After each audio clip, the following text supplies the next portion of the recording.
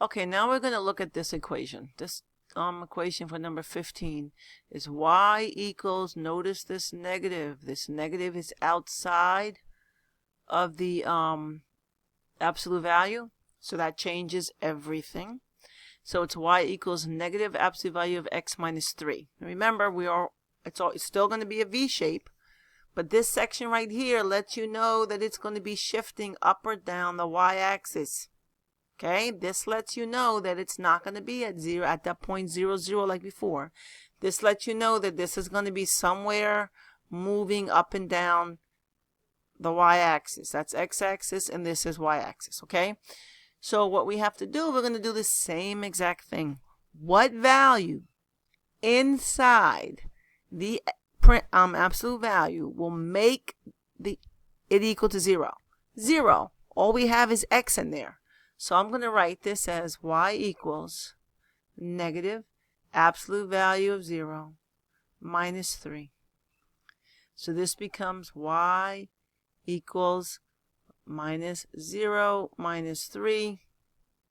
Okay, no such thing as a minus 3, a minus 0. So y is going to be minus 3. X is going to be 0.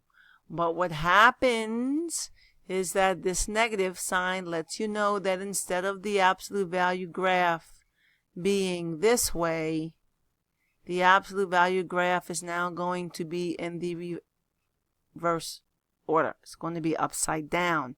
That's what this does, and I think I'm wrong. Okay, so that's what happens when you have the negative. The negative means that the direction is going to change. Instead of being an upright V, it's going to be an upside down V, but everything else is still the same. So here we have the point. This is going to be the point 0. Oops, sorry about that. This is going to be the point 0, negative 3. That's going to be my vertex. So I'm going to have 1, 2, 3, 4, 5, 6. We have negative 1, negative 2, negative 3, negative 4, negative 5, negative 6. So my point is going to be 0, negative 3. I'm going to make it a different color. So I'm going to make this 0, negative 3. That is my vertex. But instead of my graph going this way, my graph is now going to go this way. I don't have the best straight lines, but it's supposed to be a V, and it's supposed to be equidistant. So if one looks further than the other, it's just because I'm not doing it on graph paper. That's the difference. That's what this negative does. This negative changes the direction. So a negative sign outside the absolute value. I'm going to jump over here. Sign means the graph is reversed. And make that look like a real R. Okay, so this is a positive absolute value.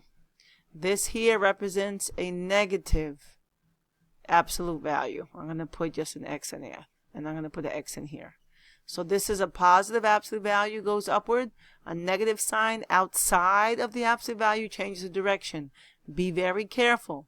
A negative sign inside the absolute value does not change the direction, only when it's outside. So let's look at number 16. For number 16, if you remember, I always said, what makes this inside the absolute value become 0? So what plus 6 will give me 0? Negative 6. So when x equals negative 6, this inside becomes 0. That's important. You always have to ask yourself, what makes inside the absolute value 0? What makes inside the absolute value 0? Because that gives you your vertex. So when x equals negative 6, this inside becomes 0. So when y is going to be the absolute value of minus 6 plus 6, this becomes 0. That's what you always want, no matter what. So therefore, y equals 0. So my vertex is going to be negative 6, 0. That is going to be where my point is. So we're going to go here, 1, 2, 3, 4, 5, 6, and then we're going to have 1, 2, 3, 4, 5, 6. Negative 1, negative 2, negative 3, negative 4, negative 5, negative 6. 1, 2, 3, 4, 5, 6. We really don't need that, but I'm going to put them in anyway. And then over here for the y-axis, you can number those. But all we really care about is this right here.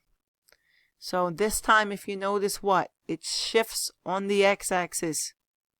When it's outside, when that number, another number is outside the absolute value, what did you notice? It shifted on the y-axis. But when you have a number inside the absolute value with the x, it shifts on the x-axis. That's very, very important. So here I'm going to plot negative 6, 0. So I have negative 6, 0 is here. Now my graph is going to go like this. If you were to plot the points, you would have an exact value, so you would know the real shape of the V.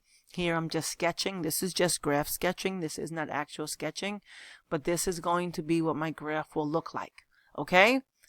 So it's important to note, inside the x, we'll always find out what makes it 0.